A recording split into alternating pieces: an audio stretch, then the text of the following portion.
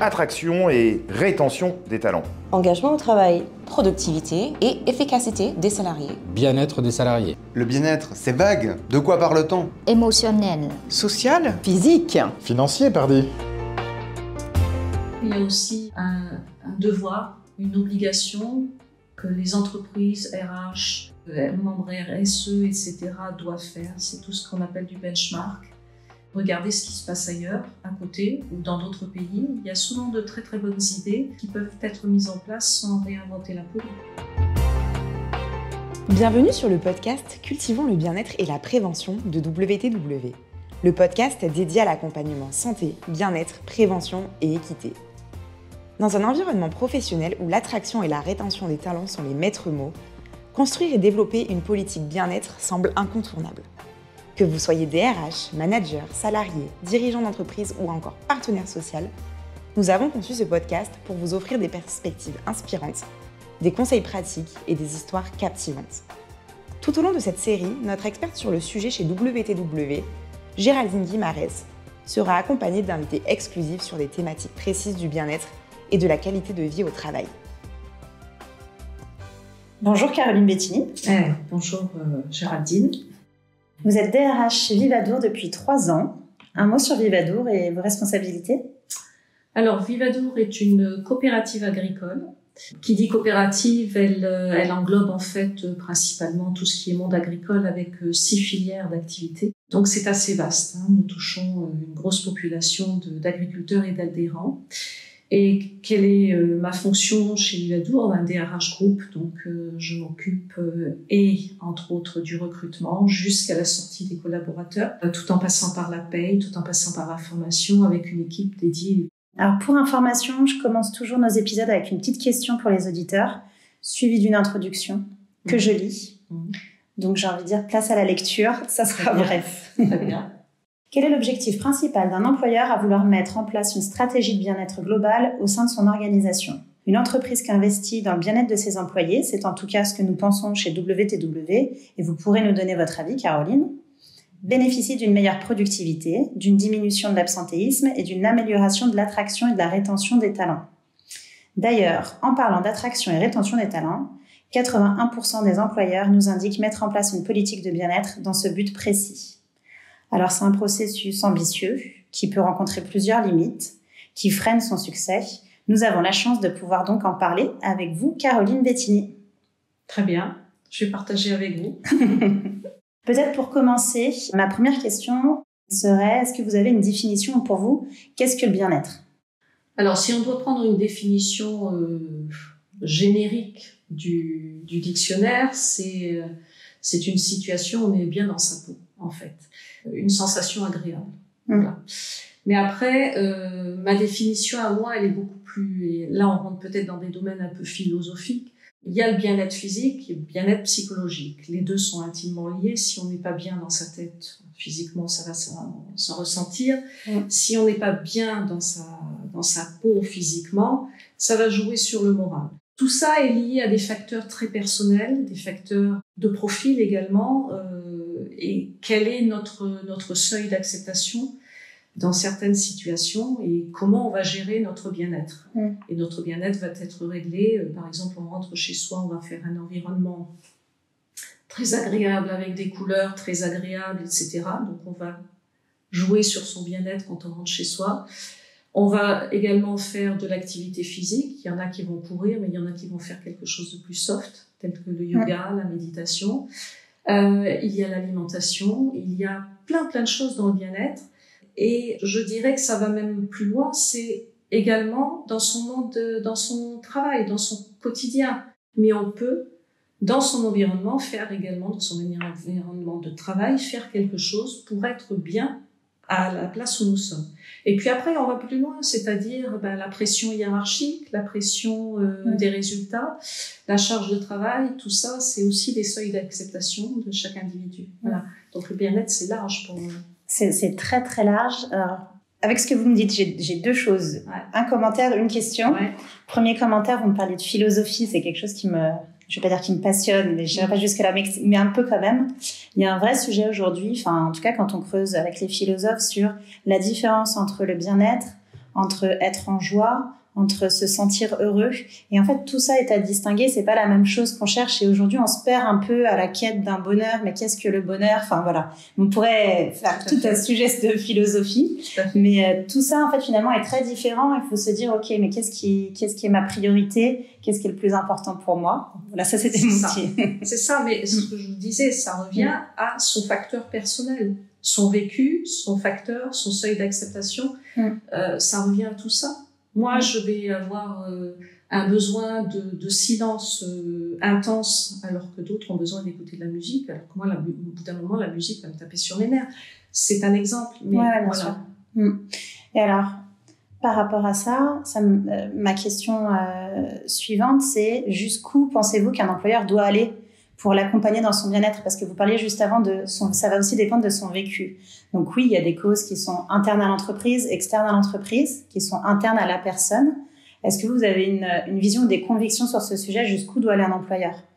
Alors l'employeur a une obligation, alors là je vais me mettre du côté de la loi, elle a une obligation de sécurité et notamment on intègre maintenant dans la sécurité le bien-être au travail, faire attention à la surcharge, faire attention à la pression, etc., ou à l'environnement de travail, des lieux où c'est humide, où il fait trop froid, on va rentrer dans ce genre de choses. Mais d'un autre côté, il y a aussi, même si c'est un devoir de l'employeur, quelque part, il a un devoir limité, il y a aussi un devoir du collaborateur de faire aussi attention à ce qu'il peut accepter par rapport à son vécu. Il y a des gens qui arrivent dans une entreprise, on ne sait pas son historique, leur historique, ils ont eu un burn-out. Okay. Et on n'est pas au courant. Et on n'est pas au courant. Nous, on part de zéro, on ne sait pas. Voilà. Quel est son seuil d'acceptation par rapport à une pression hiérarchique, par rapport à une pression des résultats? On ne le sait pas. Là, il y a quand même une chose importante, c'est le moment du recrutement. Quand on rencontre son manager, il faut lui poser toutes les questions nécessaires, voir le feeling qu'on a avec et qu'est-ce qu'on accepterait de cette personne.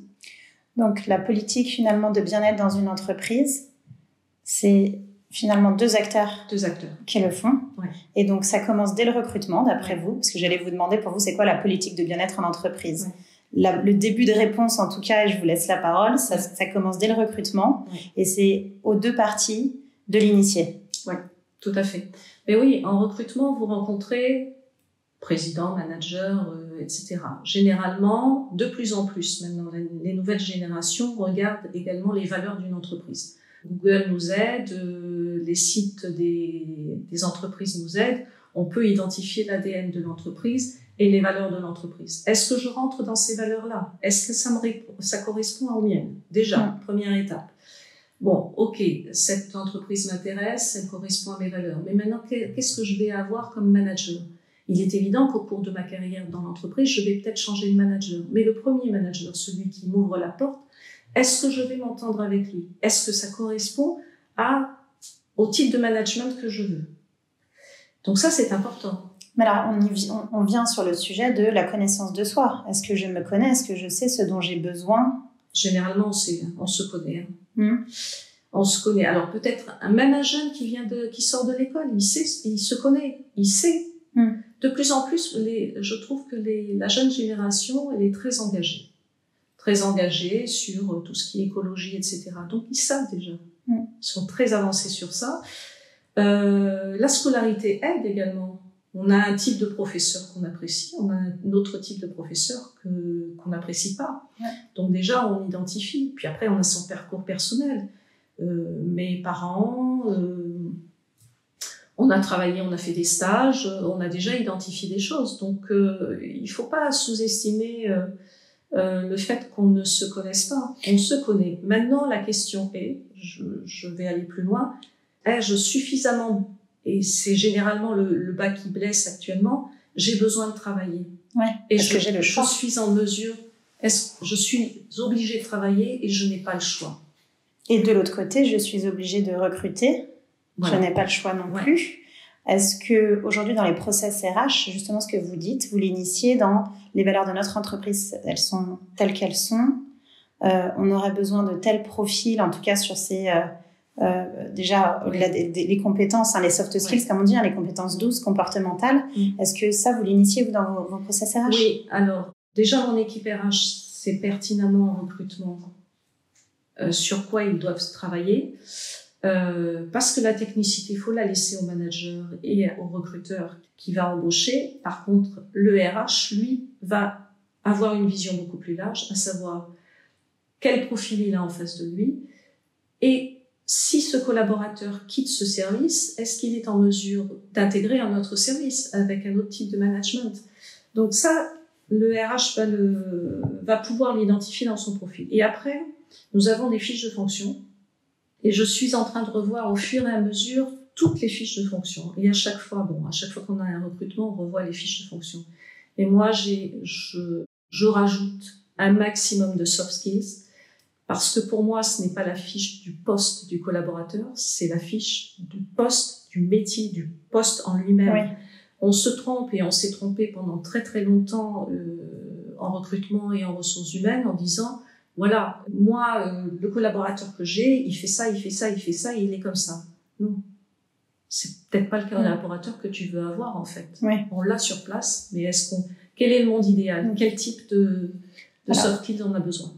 Alors, 2 éléments, peut-être un rappel. Les soft skills, parce que peut-être que tout le monde ne sait pas, ce sont les compétences douces, les compétences comportementales. Et donc, en fait, c'est tout le savoir-être. Et donc, c'est l'écoute, l'empathie, le relationnel, l'intelligence émotionnelle, la curiosité, le droit à l'erreur. Ce sont toutes ces choses-là, la médiation. C'est tout un tas de compétences comportementales. Et donc, si on se disait que, à la question pour vous, qu'est-ce qu'une politique de bien-être? 1, vous avez parlé du recrutement. 2, finalement, les soft skills font partie d'un poste et ne font pas forcément font aussi partie d'un collaborateur ou d'un futur collaborateur, mais en tout cas, il faut penser fiche métier. Et donc, pour ce métier-là, pour être RH, il faut telle compétence. Absolument. Pour pouvoir être leader, il faut avoir telle compétence. Pour pouvoir être assistante commerciale, il faut une autre compétence, d'autres compétences comportementales, de soft skills. Absolument. Après, et c'est toute l'ambiguïté de l'homme, en fait. Après, on va faire son propre poste.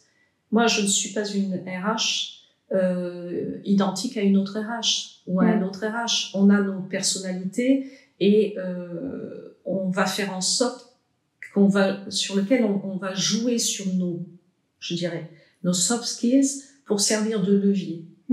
Mais le DRH qui sera à côté de moi et qui est complètement différent sera un autre soft skills. Qu'est-ce que l'entreprise veut aussi? Et je remets juste le lien parce que toute la cohérence, peut-être certaines personnes là se posent la question, la cohérence avec la politique de bien-être, c'est que si on a justement les soft skills d'un poste et qu'on fait ce poste-là, on se sentira d'autant plus épanoui. Oui. C'est-à-dire qu'en fait, il faut pouvoir en fait, un rond rentre dans un rond et rentre pas dans un carré. Et donc, on peut pas peut-être être acheteur si on n'a pas la compétence, certaines compétences en te disant, je vais devoir me confronter relationnellement, savoir gérer mes émotions. Si je sais pas faire ça, je vais peut-être avoir du mal à me sentir épanouie dans mon rôle d'acheteur. Je prends acheteur, j'aurais pu prendre d'autres exemples, mais. Ou commercial. Oui, tout à fait. On sait bien que les profils d'un acheteur et d'un commercial sont différents. La négociation, l'approche de négociation est complètement différente. Donc, oui, c'est complètement ça. Est-ce que vous voyez une différence entre quand on est dans une entreprise de culture française et une entreprise de culture anglo-saxonne? Oui, complètement. En France, je trouve qu'il y a beaucoup de tabous. Il y a des tabous sur les rémunérations, il y a des tabous sur certaines valeurs. On met par exemple un code d'éthique. Là, il y a à la limite, de par notre histoire en France, il y a cette notion de délation, par exemple, quand on veut mettre un code d'éthique. Aux États-Unis, ils s'en foutent royalement. Et également, en type de management, également, c'est complètement différent. Aux États-Unis ou même en Angleterre, vous avez suffisamment de transparence avec votre manager pour pouvoir lui dire les choses sans qu'il le prenne comme quelque chose, une attaque personnelle. Par contre, avec un manager français, c'est plus compliqué. Plus compliqué parce que on a l'impression qu'il se sent... Alors, je vais pas faire quelque chose de général, mais c'est majeure partie le propre de ce que j'ai rencontré dans les entreprises françaises. Ils se sentent attaqués personnellement, alors que c'est pas le cas. Vous voyez ce que je veux dire? Oui, je vois bien. Mais je vois aussi, par rapport à ce que vous nous dites, que le rôle du manager a l'air d'être central. Alors, j'avais prévu d'en parler, mais je pense qu'on va en parler tout de suite mais pour vous, je pense que dans les limites et les prérequis avant d'installer une stratégie de bien-être, ou en tout cas en l'installant, on aura beau mettre tous les budgets et faire toutes les actions. Je pense ne pas me tromper en disant qu'il y a un vrai sujet manager. Absolument. Et sans taper sur le manager, c'est pas du tout critique. Et comme vous venez de le dire d'ailleurs, c'est juste... En aucune façon, il y a aussi... c'est une rencontre de deux personnes, le manager et son collaborateur. Mais le manager a un rôle d'avoir une attention particulière vis-à-vis de son collaborateur et de s'adapter aussi à son collaborateur. Là, on peut rentrer un peu plus dans le détail. En France, on a l'habitude de nommer des managers, c'était des experts. Ouais. Ouais. Le savoir-faire. Expert dans la chose. Bon, très bien. Mais est-ce qu'il est pour autant capable de manager? Pour autant capable de transmettre? Pour autant capable d'écouter? Pour autant capable de déléguer? Alors, il y a deux approches. Il y a ceux qui sont demandeurs, et fort heureusement, il y en a de plus en plus. Mais il faut le dire aux auditeurs également, ils le reconnaîtront. Moi, j'ai eu des managers qui me disent « Mais moi, pourquoi tu veux m'envoyer en formation ? J'ai pas besoin. J'ai prouvé. Je suis manager. » Le déni. Oui. Et est-ce que là, on en vient à ce que l'organisation, dans une vue plus globale, peut aller aider à décanter la situation? Ou on passe par un supérieur hiérarchique qui a déjà entendu qu'effectivement, il y a une problématique sous ce manager au niveau des équipes, il y a un genre de stress, un genre de mal-être, etc. Et donc là, c'est peut-être le pouvoir hiérarchique au-dessus de ce manager qui va dire « Attends, ça serait bien quand même que tu suives cette formation. Ça va t'aider à voir autre chose à l'extérieur, rencontrer également d'autres personnes, parce qu'il y a aussi, quand on part en formation, on rencontre d'autres managers, et on partage aussi des choses. On se remet en question, on apprend certaines choses. Donc là, il y a la notion du hiérarchique qui va intervenir. Mais c'est toujours très compliqué parce que forcer quelqu'un à faire ce qu'il n'a pas envie de faire, ça sert à rien. Vous parliez tout à l'heure de mettre des carrés dans les ronds, ça va pas aider. Après, pour préciser quand même, pour pas qu'il y ait d'amalgame, vraiment là, le sujet là du manager qu'on est en train de se dire, c'est qu'on a bien compris qu'il avait un rôle crucial, parce que je vous suis sur ce que vous êtes en train de dire. Central. Alors central, il a un rôle central parce que il a effectivement la pression de la direction pour lui ses objectifs. Il a son travail en lui-même à gérer dans le temps imparti pour lui aussi continuer d'aller bien mentalement, d'aller bien physiquement, d'avoir sa vie sociale, sa vie pro, vie perso. Et à côté, il doit savoir manager. Il doit permettre, en fait, donner des perspectives à ses collaborateurs, les gens qui sont dans son équipe. Et il doit pouvoir détecter les vulnérabilités, justement, s'il y a des risques sur la santé mentale, sur l'épuisement professionnel, sur tout type, même la santé physique, que ce soit maladie professionnelle ou non, de pouvoir être là et alerter. Et si on revient sur la stratégie bien-être, il doit être aussi en connaissance de tout ce que fait l'entreprise, justement pour actionner les boutons ou être l'ambassadeur de tous les dispositifs et programmes qui sont mis en place. C'est ça. C'est parfaitement résumé. En fait, il fait un peu l'étoile, le manager, quelque part. L'exemplarité, ce qu'attend un collaborateur, c'est avoir un manager, un président, un directeur général exemplaire. Et on en vient, me semble-t-il, au deuxième prérequis à vos yeux, qui est le rôle des dirigeants, surtout de la stratégie de bien-être. Tout à fait. Leur rôle d'exemplarité et leur rôle également de sponsor. Les storytelling sont quelque chose de très important. Il n'y a rien de mieux quand on écoute quelqu'un, quand il parle de sa situation personnelle, pour que ça nous parle. S'il n'est pas convaincu de ce qu'il dit, ça ne touchera pas la personne. Donc il n'y a rien de mieux que ça. Et puis à partir du moment où vous avez également, même s'il a la pudeur de ne pas vouloir en parler, cette volonté de dire, moi je voudrais que dans un accord par contre d'entreprise, parce que ça arrive dans les accords d'entreprise, qu'on puisse mettre des jours en plus pour des personnes qui accompagnent un enfant malade, un proche en fin de vie, etc. C'est aussi une volonté. Oui, tout à fait.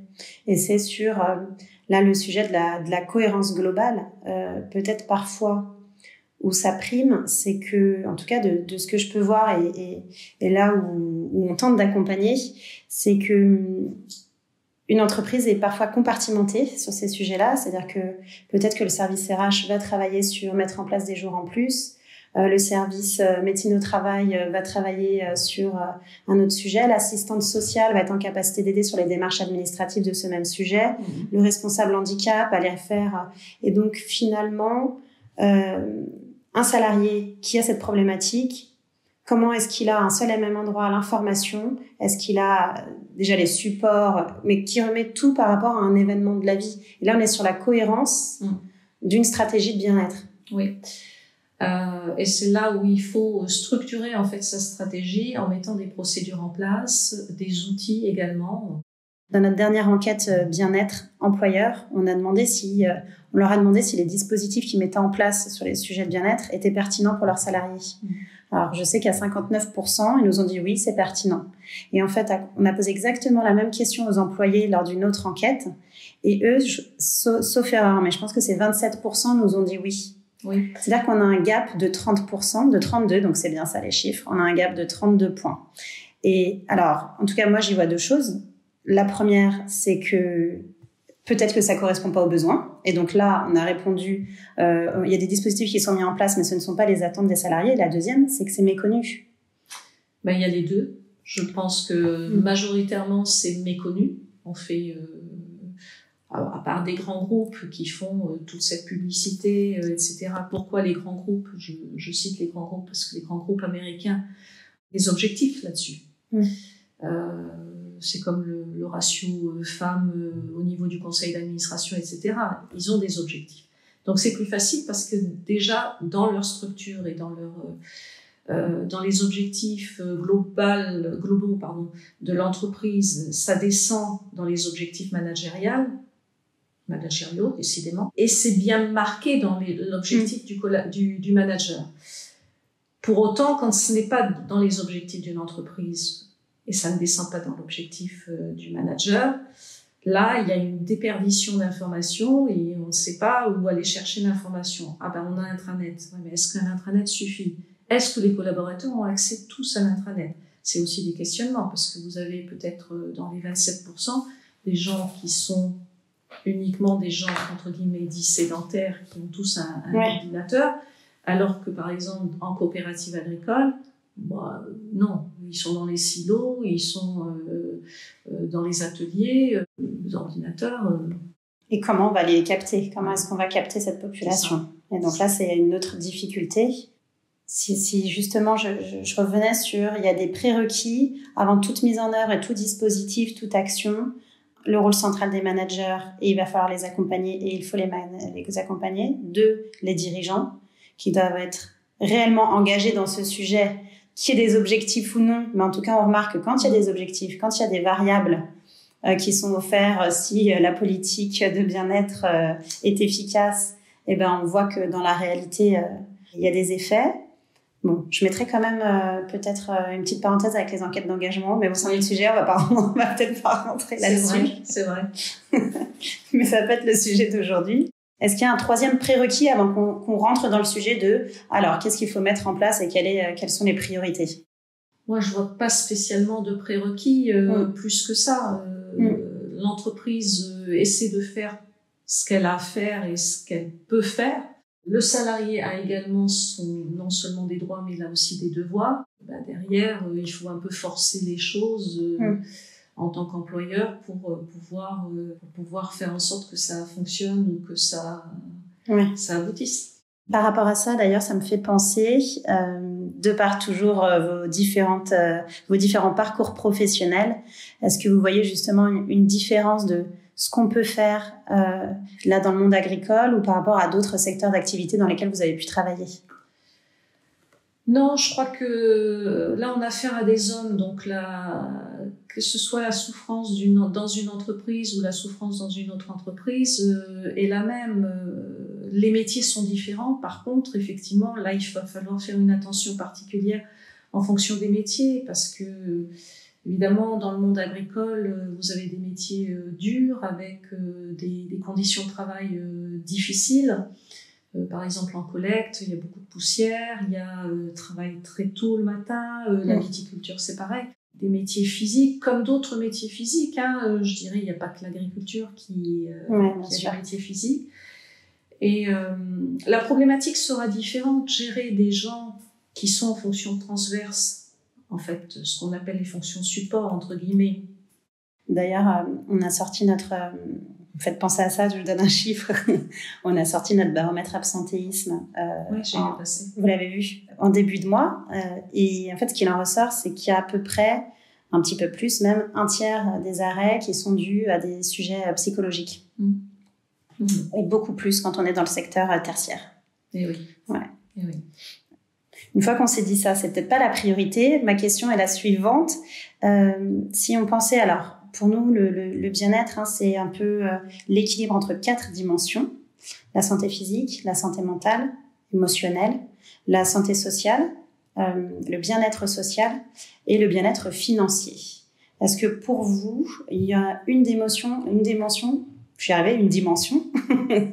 plus importante que l'autre? Non, c'est un peu... non, c'est générique. Après, il y a le sociétal aussi. Le rapport de son positionnement par rapport à la société et qu'est-ce que nous faisons au sein de la société, parce que vous avez des gens qui sont engagés aussi. Nous, ça le rentre dans le social, effectivement. C'est un peu sa raison d'être et comment on se retrouve avec les valeurs de son entreprise et par rapport à comment on se trouve aujourd'hui autour de la société. Pour moi, le social, c'est ses amis proches, sa famille, etc. Voyez. Ok, j'entends. Mais non, je pense que tout y est. Hein. Tout ça sert, il faut avoir plusieurs pieds à son tabouret et s'il y en a un qui est... alors tant qu'on en garde 4, ça peut aller. Quand on commence à aller à 3, 2, ça devient dangereux, effectivement. Jusqu'où doit aller un employeur sur le sujet de la santé physique? Parce que, j'allais dire historiquement, mais c'est aussi avec la réglementation, on était à santé, sécurité au travail, hygiène, environnement, enfin santé, environnement, donc beaucoup sur finalement la santé physique au travail, éviter les maladies professionnelles, améliorer la qualité de vie au travail, mais aussi vraiment la santé, sécurité au travail. Est-ce que vous faites partie de ceux qui pensent qu'on doit aller plus loin sur l'hygiène de vie, sur les dépistages de maladies redoutées, sur...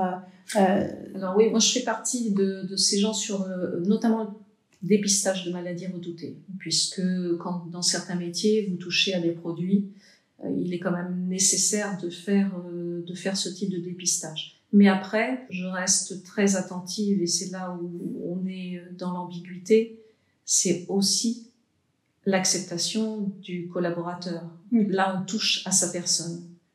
Et est-ce qu'il va l'accepter ? C'est là où il faut faire attention. Il faut amener ça tout en douceur en disant il existe ça, ça serait bien d'eux, etc. Et ne pas aller dans la brusquerie, ne pas aller dans l'obligation d'eux, parce que c'est gênant. Je prends un exemple, l'alcoolisme, la prise de stupéfiants.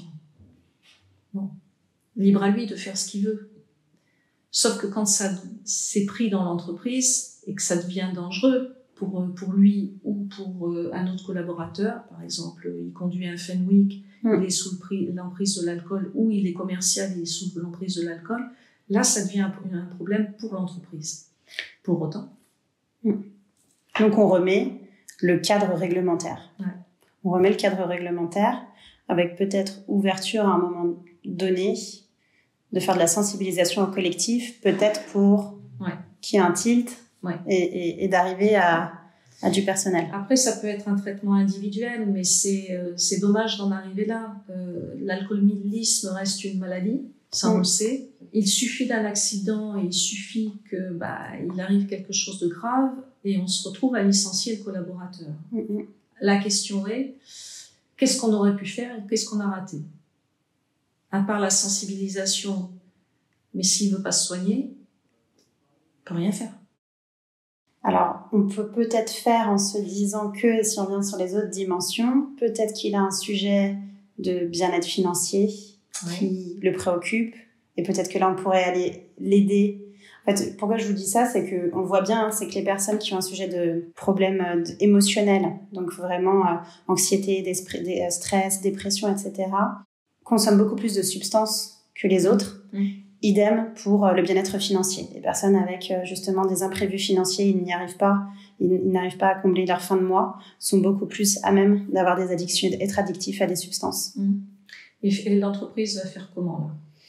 C'est la question. C'est la question. C'est la question. À part mettre en lien la personne avec une assistante sociale qui va, elle, avoir l'autorisation de rentrer dans la vie personnelle du collaborateur, chose que l'employeur n'a pas le droit. C'est compliqué parce que il faut pas tomber aussi dans la situation en disant il a des problèmes financiers. Bon, ok. Est-ce qu'il sait gérer son argent ? Est-ce qu'il a un prêt qui est trop lourd et ses revenus sont trop bas ? Et pour autant, est-ce qu'il faut l'augmenter, quitte à mettre en péril toute une masse salariale et toute une équipe ? Oui, on va peut-être plus parler là de fonds d'urgence. De d'autres solutions qui sont hors rémunération. Et donc là, d'aller voir tout ce qu'il peut y avoir en face. Ouais, tout à fait. On le voit bien, hein, c'est vraiment un cercle, j'allais dire, et vicieux quand on est dans cette problématique, et vertueux quand on accompagne, sans avoir isolé une problématique en disant, on va faire ça sur du long cours. Là, tout de suite, on ne vise personne. On ne vise pas une personne qui est en situation d'alcoolisme. On ne vise pas une personne qui est en situation de problématique financière. Mais on sait qu'en mettant en place ces dispositifs-là, d'ici 2 ans, 3 ans, 4 ans, en fait, en ayant une vision à long terme, ça va pouvoir en aider plusieurs. Parce que de toute façon, on le sait, on en a beaucoup plus que ce qu'on le pense qui sont concernés par des problématiques émotionnelles, des problématiques financières, etc. Oui, tout à fait. Donc, peut-être pour finir, j'aurais peut-être 1 ou 2 questions. La première, c'est comment on pilote tout ça et comment vous faites pour avoir une vision à long terme sur le sujet et pas juste, en fait, faire des actions ponctuelles où ça se remet pas finalement dans une cohérence globale.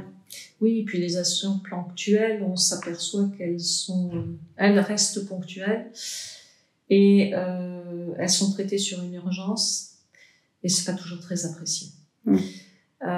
Non, il faut travailler sur une politique sociale globale qui est menée en fait par toute une équipe de direction. Et que cette politique sociale va prendre des pans de certaines choses pour pouvoir accompagner. Alors, il n'y a pas que le social, il y a aussi maintenant dans beaucoup de sociétés, vous avez cette partie RSE. La partie RSE aussi va aider aussi l'entreprise à mettre des plans d'action. D'ailleurs, on le voit de plus en plus. La RSE est quand même bien présente, bien suivie et bien présente, que ce soit par le gouvernement, par les banques, avec des obligations, des PEF et j'en passe, qui vont aider en fait l'entreprise à mettre des petits outils en place petit à petit et puis les déployer et en faire quelque chose de générique. Je pense effectivement que le succès est de mettre autour de la table toutes les parties prenantes. On se parlait de la RSE, mais il y a peut-être un monsieur ou une madame inclusion, équité, diversité qui travaillent pas forcément ensemble. Les RH, la médecine du travail, l'assistance sociale, le responsable handicap. Et c'est pouvoir en fait, et puis la voix des collaborateurs aussi, les IRP sont là. Les IRP, bien sûr. Et de se mettre tous ensemble et de se dire, OK, qu'est-ce qu'on fait tous sur tel ou tel sujet et comment est-ce qu'on peut réunir le tout, que ce soit cohérent, c'est quoi notre vision à long terme, quel type d'employeur on veut être sur tel ou tel sujet et donnons-nous des étapes à 5 ans, 6 ans, voire plus. C'est ça, mais je pense qu'on est un peu maladroit en général dans les entreprises. Alors je ne fais pas du général, mais je dis bien en général parce que c'est la majorité des entreprises. C'est qu'on se retrouve généralement dans une situation ponctuelle et on sort un outil parce qu'il y a eu cette situation, mais ça ne concerne que 1 ou 2 individus. Est-ce qu'on va toucher tout le monde ? Je pense qu'il faut qu'on apprenne à travailler beaucoup plus en amont, en se disant, voilà, dans le panel des personnes qui sont autour de la table, qu'est-ce que je vis comme situation ? Et là, on va toucher plus large. Ouais. Quelle est la priorité d'abord pour régler tel ou tel problème, tel ou tel problème, tel ou tel problème. Je pense qu'il faut faire ce travail en entonnoir plutôt que de travailler en pompier à l'urgence. L'écoute. L'écoute. C'est ça. Quels sont les besoins? C'est ça. En conclusion, peut-être, l'écoute, je vais reprendre ça parce que ça me semble être fondamental. L'engagement, effectivement, qui soit profond et à long terme d'une entreprise pour avancer sur ces sujets. Le ponctuel ne permettra pas d'avoir une vision pour l'employé, le salarié, où il peut se dire, tiens, mon entreprise est une entreprise qui m'accompagne sur tel ou tel sujet, parce que ça sera ponctuel et ça va pas entrer dans l'image positive de la marque employeur. Et c'est cette vision à terme qui pourra permettre, si on en revient à la rétention des talents, l'épanouissement, l'attraction, etc. Non, je pense que, et peut-être bien entendu, une fois que cette feuille de route est écrite, c'est quels sont les indicateurs de performance de cette feuille de route, pouvoir le piloter ensuite et pouvoir mesurer l'efficacité pour rester toujours un peu agile et flexible par rapport aux attentes qui peut-être une année vont être sur tel ou tel sujet parce que c'était l'année des réformes des retraites, donc tout le monde pensait on a besoin d'être axé sur le financier. L'année prochaine, ça sera autre chose. Il y a aussi... Je vous laisse la conclusion. Non, mais, merci pour ce résumé, mais il y a aussi un devoir, une obligation que les entreprises RH, membres RSE, etc. doivent faire. C'est tout ce qu'on appelle du benchmark. Regardez ce qui se passe ailleurs, à côté, ou dans d'autres pays. Il y a souvent de très très bonnes idées qui peuvent être mises en place sans réinventer la poudre. Donc, et je pense qu'il faut être toujours curieux et être en veille de ce qui se passe à côté. Ça sera notre conclusion. Très bien, merci. Merci Caroline. Merci également.